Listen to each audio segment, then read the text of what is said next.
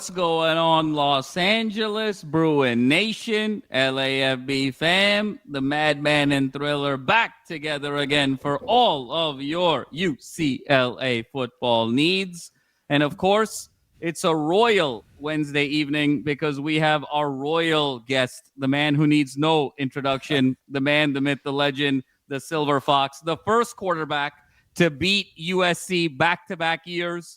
Something that Cade McNown and Brett Hundley emulated in his footsteps as the Pathfinder, the one and only, the great Wayne Cook. Wayne, so great to see you as always.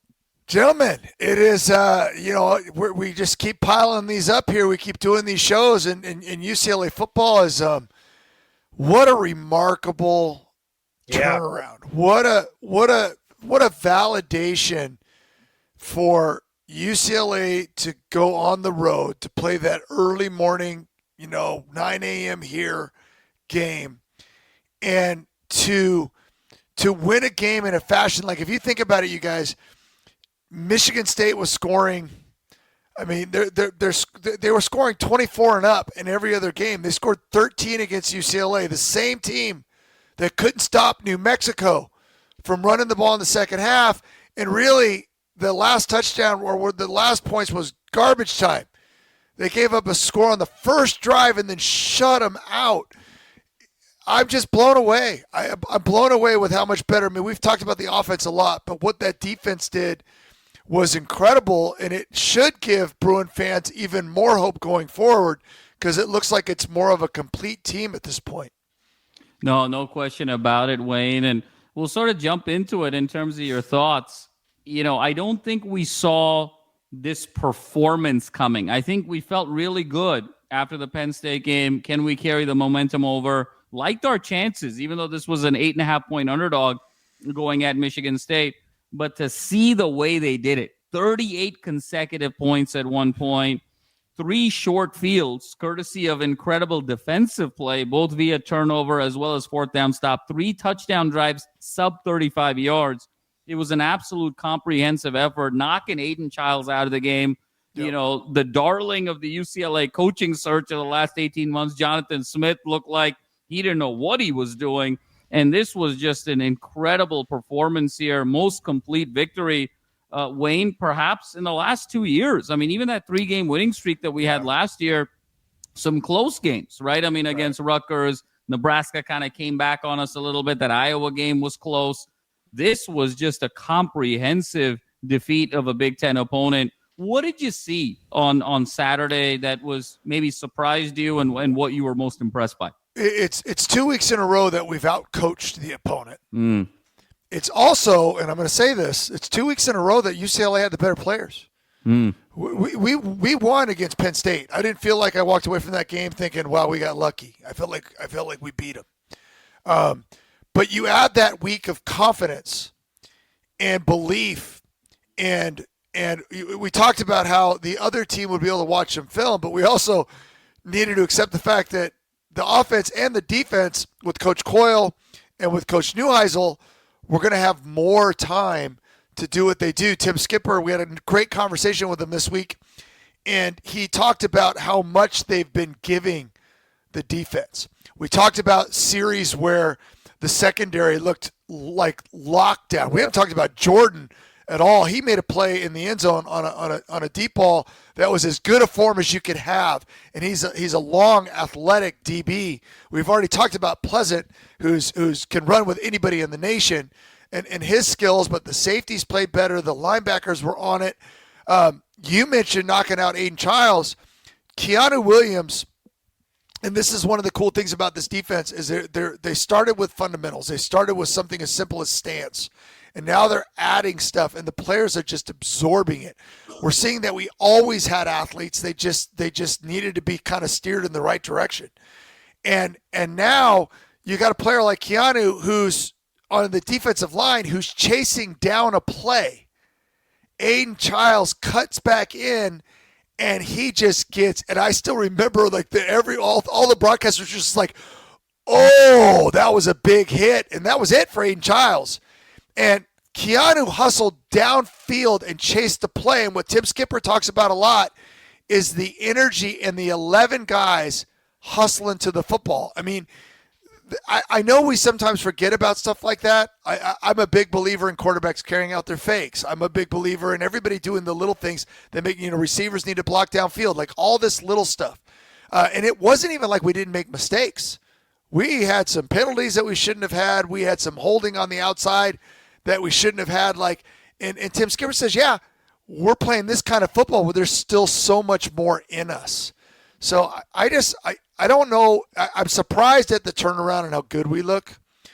But I'm also, after Penn State, I watched Michigan State on film, and I went, you know what? I think we're better than they are. I didn't know if we were that much better. But I'll be honest with you, I didn't like Aiden Childs. I think Jonathan Smith made a huge mistake by not benching him before that game. I think if you have a receiver like Marsh, why wouldn't you? I mean, Aiden Childs, if you guys know anything about quarterback, you just watch him play. His feet are a disaster. Yeah. He doesn't even come close to throwing the way he's supposed to. He missed a play on this game that was so wide open on the outside. He missed him by 5 yards, but if you watch enough film, he does that all the time. So I don't know why they're sticking with him from so long.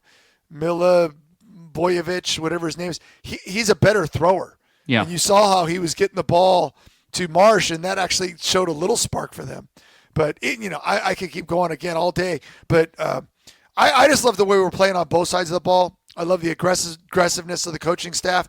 And it just feels like we're being coached so smartly. I know that's probably not a great word, but I just feel like our coaches are so on it right now. It's incredible, and the players are buying in. Not one guy left in that 30-day window. Not one guy left. That's pretty cool. Cool indeed. Cool indeed, Wayne. Thriller, your thoughts? Yeah, no, I just had a question I wanted to pin to you guys. The run game has been a revelation these last two games. And you look at what the offensive line is doing with another coach that kind of feels a little underappreciated in Coach Andy Kwan. You saw what Jalen Berger did this weekend, 3 touchdowns against his former team. Jet Thomas is getting things going. Talk about this run game, because it seems like for the first 4 weeks with Nico out there, he was kind of the only guy that could really generate some rush offense. I almost felt this week was more important for the team moving forward because Nico didn't run the ball, and we still ran for 230-plus yards on the ground. So talk to me about the run game and the offensive line that UCLA's been putting out here the last 2 weeks. Well, listen, it's the key to the whole thing. It's the run game has been the key offensively and defensively. We're chewing up minutes. There was a drive I don't remember if it was in the third quarter or whatever, but it just felt like a lot of time had passed, and the game was kind of getting close to being over because, UCLA can run the football. I think Nico was 16 for 24. And I asked him after the game, he had a slow start. He missed some guys. He had crossing routes to Mikey Matthews that he missed that might have been a touchdown. He had a couple other ones. I think he had one to Quasi that he could hit too. But that's what I love about this team right now. No, Cade didn't complete every pass. I know when I was throwing to JJ, I didn't complete every pass. And to be honest with you, he didn't catch every pass. We all like to remember it that way. Danny Farmer didn't catch every pass. We all try to remember it that way because it's kind of like, that's back in the past and everything was great. But what good teams do that win is they just come back on the next play and they complete the next pass. And it was funny because on the first 3 and out where Nico missed a couple, he completed one that was a nice tight spot. It didn't get a first down, and it didn't lead to anything. But I went, he's fine now. And it's like, quarterbacks, all they have to do is see one, or it's like shooters. You see one go in, and it's everything that you might have missed 8 in a row, but you're good now. Let's go. Let's keep playing. And so Nico can play quarterback. And I've always felt like as a quarterback, your job is to allow – I think we've got a stable of running backs, and I'm going to add Frias too. Anthony Woods looked good until he got hurt. I mean, he had a move on the outside where I'm like, oh, my gosh, this guy has electric speed. I love the way Thomas is built like that. He's just built like a running back. And then, man, Berger, what he's done in the last couple games – has been incredible. Like, he looks like that power back that we've needed. So, I mean, and then you bring in Frias, and he's this square, the little mini refrigerator that you have in the corner of your college dorm, right? He's just this square human being, and he runs so freaking hard, and he's such a team leader that all these guys getting involved, and then you get the three backs, and where's Nico? Hey, he's behind the guard. They're going to snap it to Thomas. They're going to snap it to Berger. And then you got Taupaki coming in, and he's blocking somebody that he outweighs by 150 pounds. Yeah. And you're sitting there watching this stuff going, how much fun is it to watch UCLA football right now? But again, the whole crux of everything we're mentioning is the run game has made everybody look better. It's made it easier on the O-line. It's made it easier on Nico. And now Nico in this game, as you pointed out, Will, brilliantly, could just be a distributor. Like I saw him after the Penn State game, and I couldn't really say anything on the radio of what I was seeing, but, man, I was like, dude, you need to go get in the ice bath now. And you need to stay there for a long time and see the trainers and go into the oxygen chamber and the cryogenic stuff and do whatever you need to do to get better, because he was beat up. I saw him after this game in the locker room, and he looked just fine. He looked like a quarterback that played on an offense that was doing a lot of good stuff, and he didn't have to take a lot of punishment, and yet he still had 3 touchdown passes, guys. I mean, you know what I mean? It was really, really good, and it wasn't even perfect. He's only going to get better. You know, and the run game, and I'm going to say it again this week, we can run the ball against Maryland. I really believe that, and I think we will. And it just opens up everything we do. And, again, it helps the other side of the ball also. No question about it, Wayne. And I want to ask you one question, and then we'll segue perfectly to Maryland. You know, this emphasis on the run game. Jerry's calling a lot of runs, which has been fantastic, right? I mean, 43 runs to 24 throws. It just sets everything up. You stay ahead of the chains. It helps your defense. Guys are staying fresh. And we have a trio and now a quartet of running backs that are highly capable. I mean, we talked about Woods being an 1,100-yard back at Idaho at the collegiate level. We talked about Javion Thomas being someone that outplayed Jaden Ott, who got a huge NIL deal at Oklahoma. You know, we're talking about Berger, who we always felt, you know, sort of had that power element to his game these last 2 years, and we were waiting to break it out. Wayne, I'm going to ask you a tough question here, and you can answer it however you like. You've alluded to coaching these last 2 weeks. You've alluded to just the inspiration. I think I have to ask the question that's on everyone's mind. Did we just get it that wrong in terms of coaching prior to this change? Or is this a function of a season where these players have gone through so much adversity and it's bonded them, and any sort of a change would have elevated their play emotionally? Or was this really just sort of a programmatic miss completely in terms of, you know, who we're putting in positions of responsibility? Yeah, Jamal, that's a simple question. I mean, my gosh, I can't believe you would put me on the spot like that in front of all these people that are listening to us right now. I think we have to be honest and say that it's been a dramatic shift. Yeah. I think that and it's not necessarily what you think I'm saying, though. It's not necessarily an insult, because I really did like the other coaches, and I have a ton of respect for them. Sometimes it's just not working. I think I said this with you guys before. I think Jerry Neuheisel has been calling plays in his head for a long time now. Oh, yeah. He's been preparing for this for a long time, and he knew exactly what he wanted to do. And for them to come in and be able to implement as much new stuff as they have and do it in a way where it's effective and it's working just shows that right now Jerry Neuheisel is miles above what we were doing before.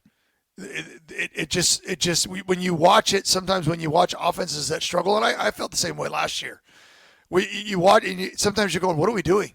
Like, I don't understand. Like, you want to have, like, you just mentioned the run game. Like, give the team an identity. When you're running the football and you have an athlete like Nico at quarterback, and then we're starting to realize that our receivers are pretty talented too.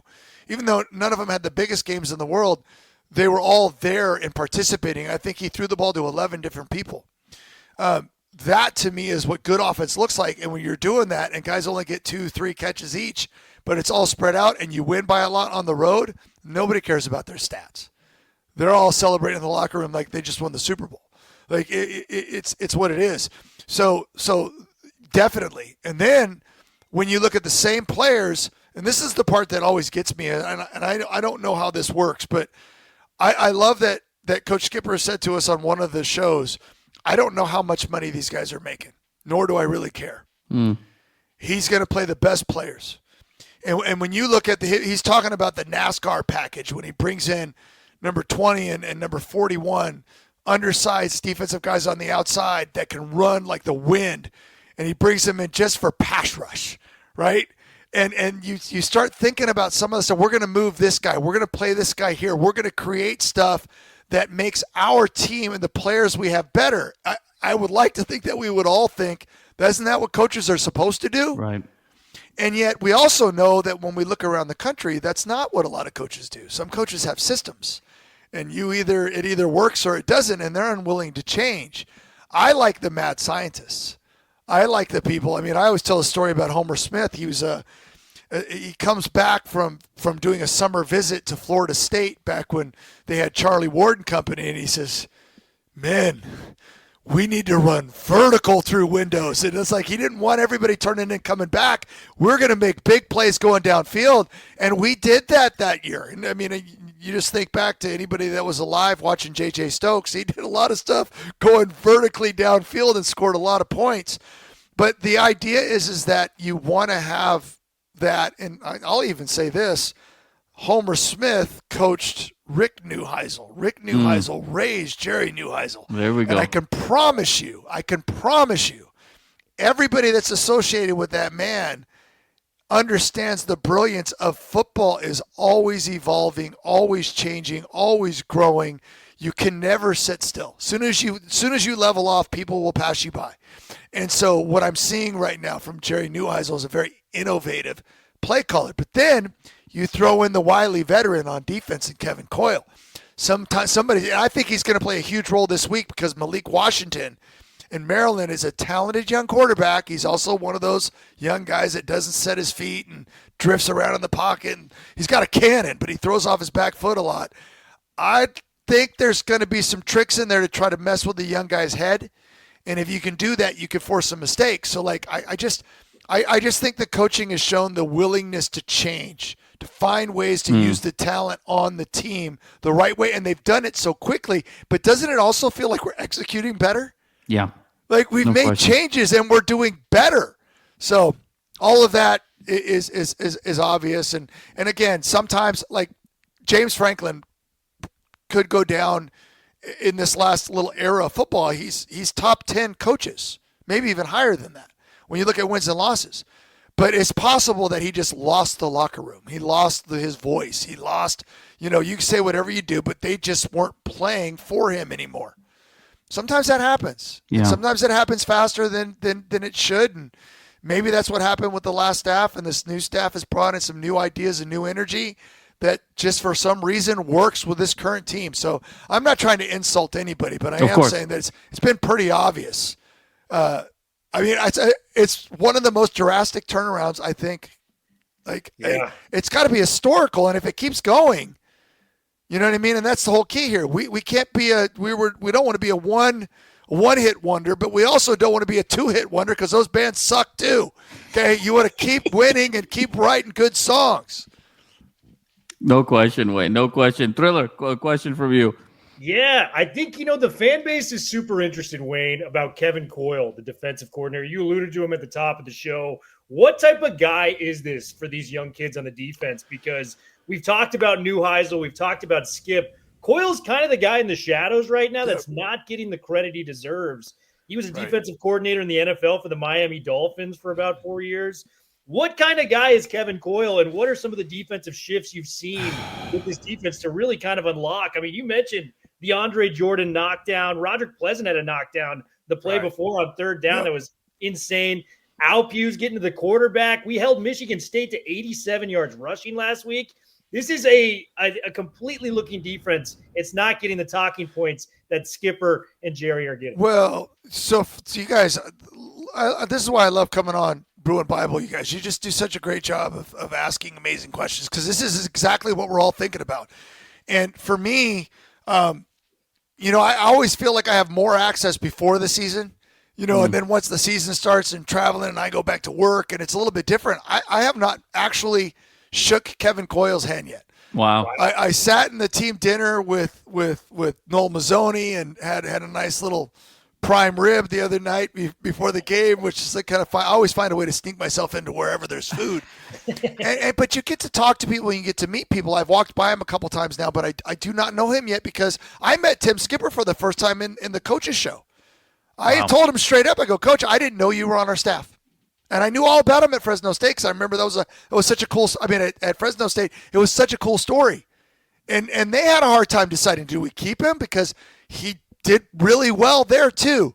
And the players loved him and they played for him and the fan base loved him. So it makes it tricky. But one of the things that bothers me, and this is kind of like the people that throw out the LeBron and Michael, who's better? Why do we have to choose between these three new coaches? And why can't we just say they've all been excellent? Yeah. I think it's funny that sometimes on social media, it's like, well, why is so-and-so getting so much credit? Well, first of all, offense wins always. It's just when offense is good, people get real excited about it. But if you're paying attention, that defensive performance against Michigan State, and I pointed it out because I had their record up. I mean, they scored 23, 42, 41, 31, 27, and then 13. Okay, that 13 was against the Kevin Coyle-led UCLA defense. By the way, at home for them. Yeah. At home for them. Homecoming. So that was a dominating, fantastic, awesome performance that you have to start. And this is the other thing, too. You mentioned the three-headed, because I want them all mentioned together, the assistants. And this is where this is crucial to me. All of them don't know what their future holds. Mm. None of them do. Even those three, even the top three, but everybody on down doesn't know what they hold, what's going to happen. They are still competing. I don't know if you guys have been paying attention. They're still out recruiting. They're doing everything they can to help these team and these players win. And if you think about it, if you're happy for UCLA, all of them are keeping doors open for them because of what's happening right now. Right. We're seeing coaches succeed, and maybe where it might have been hard for them moving forward if they lose every game and their positions stink that they're coaching, now we're seeing people do really, really well, and you're starting to go, maybe that change showed that these guys really can coach. So it makes me happy for all of them because sometimes I run out of words because I'm so shocked. Yeah. I was ready for the worst, and now, and your question was about Coach Coyle. I just love his willingness to rotate. I love that. I don't know if you guys saw this. The first few games of the year, I thought this vividly after Utah. I went, God, we look slow. Right. I remember you said that on the show. We look unathletic. We look lost.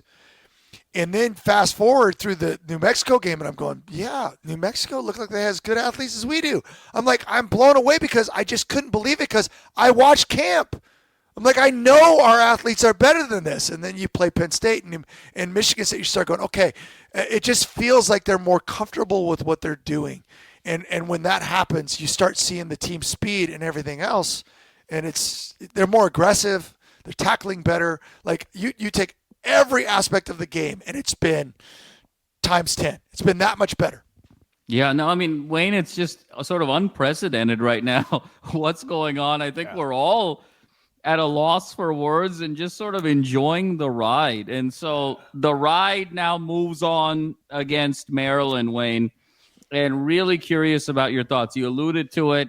Interesting Maryland team here. They're young. They started 4-0. A lot of excitement on could they be a dark horse. And then after the 4-0 start, 2 consecutive games at home against Big Ten competition where they had the lead, they had control of the game and couldn't close the deal. I mean, they were up 20-0 on Washington with about 3 minutes to go in the third quarter. Washington goes 24 straight on them and beats them and clips them at home. And then again against Nebraska, they were able to intercept Raiola 3 times. They took a pick 6 to the house, up 7 and late in the third in that game. Nebraska finds a way to come back and clip them yet again. They're 4-2. And now it's sort of a team that's, I think at a crossroads, because when you look at their 4 wins, FAU, NIU, Towson. And then we thought that at Wisconsin game was going to be their coming out party. Wisconsin might go 2-10 this year, Wayne. I mean, Wisconsin is not really a Big Ten caliber team this year. I can't believe I'm saying that sentence, but it really is true. You got Malik Washington, first-year starter, super talented, but you also have a couple of nice receivers, nice raw athletes there. They got Knotts, they got Octavian Smith Jr., a couple of nice targets for Malik Washington, but their leading running back, DeJuan Williams, sub 4 yards per carry over the course of these 6 games, particularly in some of those stat padding early games. So a team that's kind of struggled to run the ball consistently. They've hit some big plays vertically because of that great arm of Malik Washington and some nice athletes. But this is a young team that's raw, that's traveling cross country for the first time. And, so much is made of when the West Coast teams have to go cross country. Now it's, the quote unquote traditional Big Ten teams need to come out West Coast. That's a tough trip for a young team. I'm feeling very good about UCLA's chances here. I think if they can do a rinse and repeat with the way this offense has been humming with the running game and doing similar things defensively in terms of crowding Malik Washington and confusing him, particularly from the edges, particularly from the linebacker spot, the way they did with Childs, this feels like a very winnable game, and the show rolls on. But would love to get your thoughts on Maryland. Well, that was fantastic. I mean, Maryland, one thing I like is they're not a great running football team. And I do think Malik is a very talented quarterback. He's got way more potential than Aiden Childs, in my opinion. Aiden Childs is actually damaged goods at this point. I think he's getting worse. And I think that Michigan State, whether he's healthy or hurt, needs to move on and try something else. But there are some similarities too. And so what happens with some young, athletic, big, because he's big, strong arm quarterbacks is their high school coaches and their youth coaches allow them to have bad habits. If you watch the Nebraska game, Jake Butt was one of the broadcasters, and he's a tight end, and he's talking about why is he drifting backwards? Why isn't he stepping into his throws? These are things that I appreciate about Nico. Nico moves forward really, really well. He tends to every once in a while he'll go backwards because he has to, but for the most part, if you pay attention, he really wants to climb the pocket, and he does such a good job of that, which leads to him opening up to that big 6'6" frame, taking off and running like an oversized Lamar Jackson, down the field, and we love that. But he's a drifter, Malik Washington. He just kind of floats around, and it feels like he's just floating around. Usually pass plays are predicated on timing. And it starts with your plant foot. And then there's a 1 and a 2 and a 3 read, and however you do it by zones or whatever you want to do. A lot of times you see a lot of these young quarterbacks that are just athletes. They just kind of float around looking for who's open. And you'll even watch their eyes sometimes. They'll go back and forth, which is weird. So you see that. And so that's why when you talk about, I call it, you got to muddy up the water a little bit for him. You don't want to give him, and that's why Kevin Coyle comes into play here. That's why a defensive coach like Coach Meat that have been around for a long time, you could mess with young quarterbacks. Obviously he's got legs so he can escape and get out and run. But if he's floating around and throwing stuff off his back foot, you can disguise stuff and come at him in different ways and hopefully cause some mistakes. That's a really, really big deal. But the rush defense when you watch that, for Maryland, I just think UCLA's got a great opportunity. And one of the things that the Penn State game did is everybody, and I think they already knew this, but everybody's like, we got to watch out for Nico too. And so that just adds something to the run game now because you have to worry about everybody. And then, Nico's also capable of the RPO and stuff like that. So it just makes this offense very, very, very dangerous. But I think the run game is going to be the key because I think they can gash Maryland. I think they're going to have – now, they've got great pass rushers. That number 9, I'm forgetting his name right now, is a really good player. Mathis and Sidney Stewart, the 2 true freshmen, each have 4.5 sacks this year. They're like on freshman All-American trajectory. Yeah, you could feel their athleticism. You could see it, too. They look the part. But if you're running at those guys, they're not as effective. So you slow people down with the run game when it comes to – if you let them just pin their ears back because you're going to throw 40 times, it's a little bit different. And then remember this, too, you guys. A lot of stats were padded in that early part of the schedule. But, and this is the part that I thought was interesting, I actually think Washington, it's a shame they're not in the top 25. Their only loss is 20-6 against Ohio State. But there's a huge middle to, I don't know if you guys feel this way, there's like a huge group of teams there's like Ohio State, Indiana. I actually think, and I thought this, believe it or not, even before Oregon lost, because I was never sold on Penn State. And I don't want to act like I knew before I knew. I didn't think they were going to struggle like they did. I didn't think they were going to fire their coach. But I actually thought that the Oregon-Penn State overtime thing wasn't as good for Oregon as everybody else thought it was. I thought Oregon, because of what everybody was saying, because remember, Oregon really hadn't played a whole lot before that game either. And we were like, Dante Moore's going to be a Heisman, and it was fine. But then and then you start seeing against tougher opponents, it hasn't been quite as easy. And so I'm not sure. I still think what I'm seeing from Ohio State and Julian Sayin and Caleb Downs and all those great players, they're like legitimately elite. Yeah. And then the Indiana, we forget about, Illinois went right back to winning kind of after they got boat raced by Indiana. And I think SC's pretty good this year too. I hate to say that on the show, but I think they've got a ton of talent. If they can stay out of their own way, I think they're dangerous. But I think there's a lot of teams where these games can go either way. I think, Maryland hung in there with Washington and Nebraska. Nebraska has been winning ugly. You know what I mean? If you watch them, they make mistakes. Raiola's still throwing interceptions sometimes, and it's not always pretty, but they're finding ways to win under Matt Rule. So it just feels like there's so many games coming up that could go either direction. Right. We'll see about Indiana, and we'll see about Ohio State on the road. I mean, those are tall orders. I'm not going to, trust me, with this team, what they're doing, I'm not going to put anything past them. But everything else is on the table from what I've seen. And so, I do, though. I think there's opportunities against Maryland. I think this is a game UCLA has to have. And can I just ramble a little bit more? Please. Please, go. So after the game, I made a comment in the post-game show about people showing up at the Rose Bowl. I actually thought the crowd of 39 or 40 or whatever it was at the last home game of Penn State was fantastic. I thought there was a third down that the crowd messed with the play calling, and it ended up helping the team. There were moments in that game where that crowd was feisty enough to where they mattered. And it wasn't a big crowd. We'll all admit that, but it was still feisty enough to where it had a difference in that game, and it was very fun to be a part of. So I make that comment, and then we find out that Tim Skipper on TV did the same type of thing. There's been letters going out. There's been stuff to bring fans. First-year students can get in for free. There's going to be buses for the students to come to the game. It's just all encouragement, and yet sometimes I get the feedback. And again, I'm going to be really careful and really political right now because people are mad about certain things. And they're like, well, I'll start going when things, and I'm like, if you're a Bruin, and again, you can disagree with me if you want to. If you're a Bruin, man, these players are busting their ass for you. These coaches are busting their butt for you.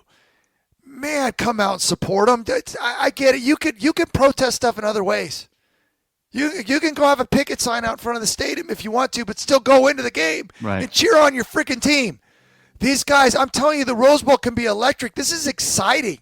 This is how much fun have you had these last couple of games? Come be a part of it at the Rose Bowl. Show up. It's a 4 o'clock kickoff. What better time, too? It's perfect. So let's get 70-something.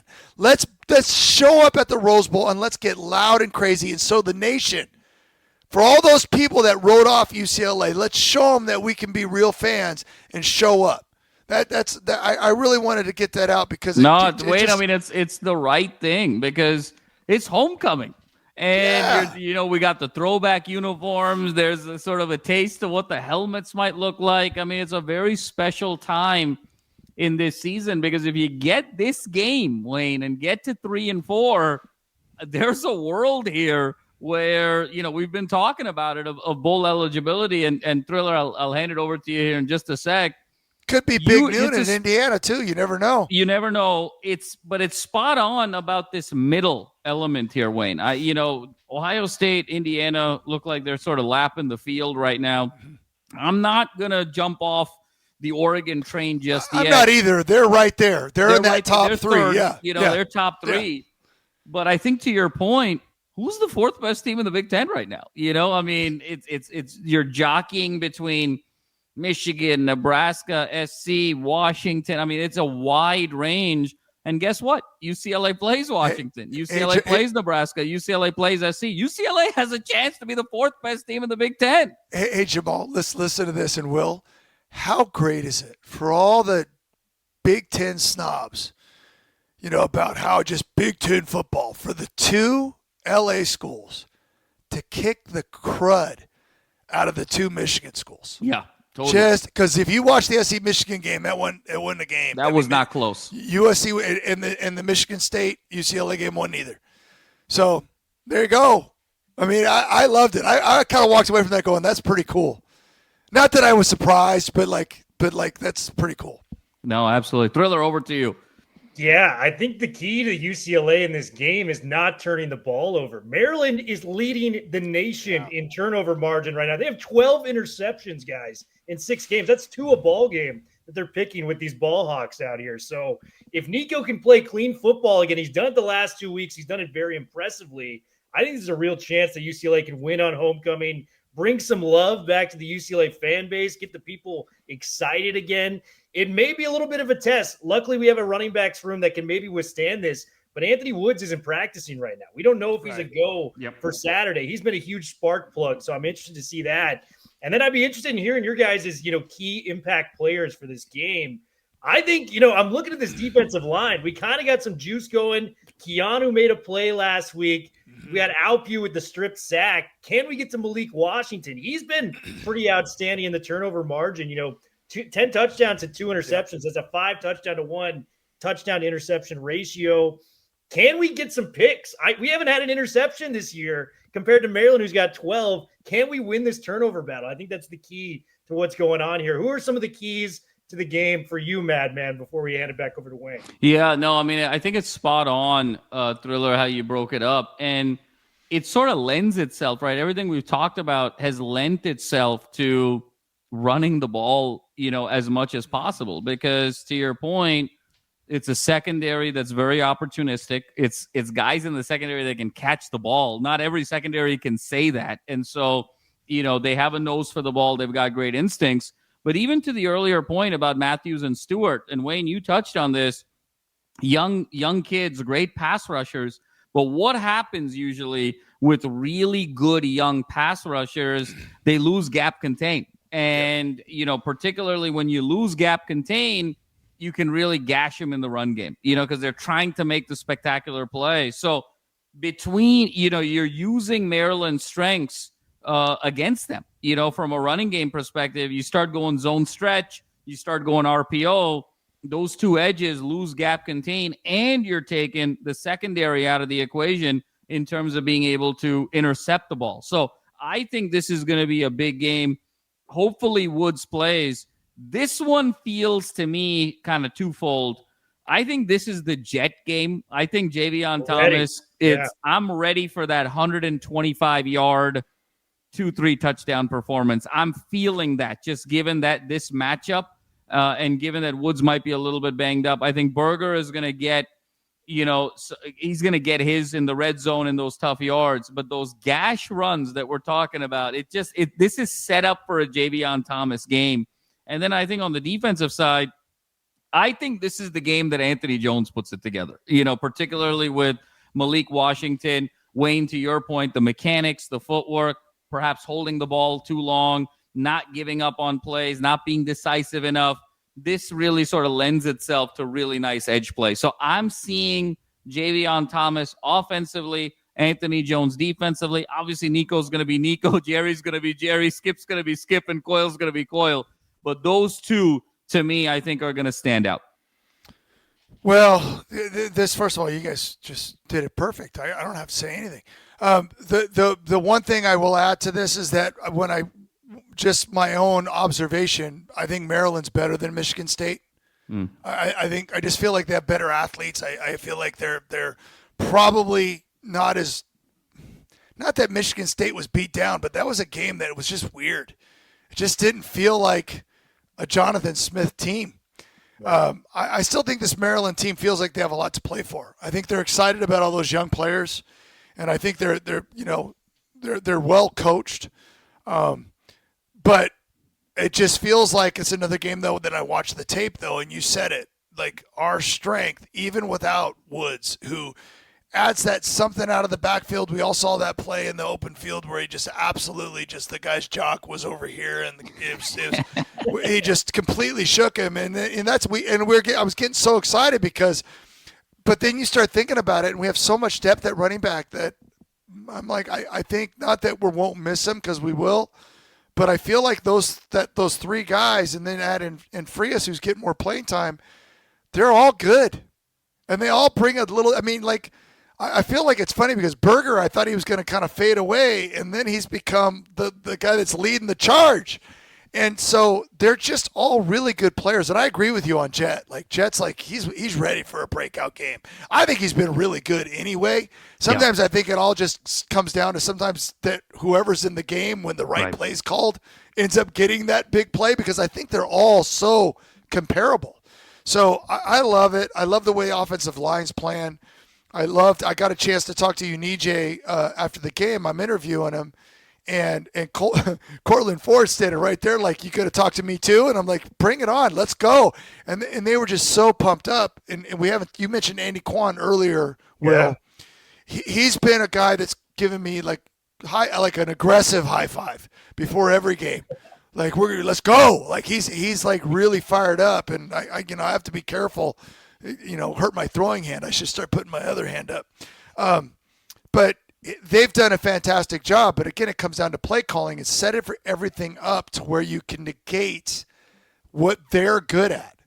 Like, I agree, their secondary, you saw it. They make plays. The rush guys are athletic. Yeah. So you call a game, and I think I heard some story. I heard a story about, I think it was Hudson. I think it was today. He was talking about how, they're like, he's like being like the delivery guy for Jerry because his Jerry's wife's calling and saying, "Hey, take Jerry some food," because he's the mad scientist up in the office coming up with plays to call. So, and then he's got another mad scientist, Noel Mazzoni, sitting there with him, who we haven't mentioned yet. That's been a great addition, also. No question. And they're sitting there scheming. These guys are scheming plays. So I have full confidence they're going to come up with a great game plan. I have full confidence that everybody's going to show up except for a few grumpy people, and they're going to show up at the Rose Bowl, and they're going to have the time of their life. And I don't want to get carried away because I don't know if I like it that we're favored. I kind of liked being the underdogs. But remember, these players are having so much fun right now. But I always go back to when Nick Saban said, it's like rat poison, right? The media and positive press and all that stuff.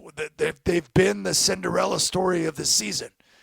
You still got to act like you're in the basement. You still got to remember you're a 2-4 team.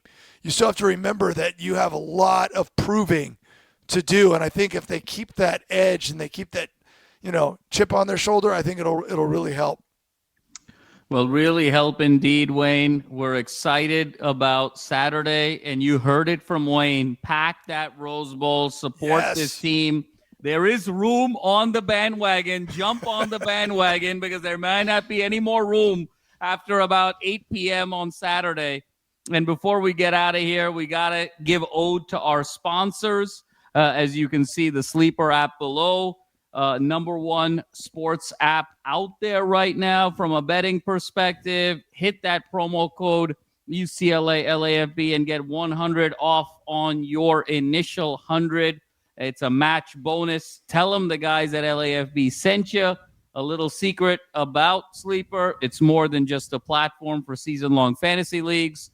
Millions of users have enjoyed playing fantasy sports on Sleeper, but the app has so much more: live stats, news feed, real-time chat.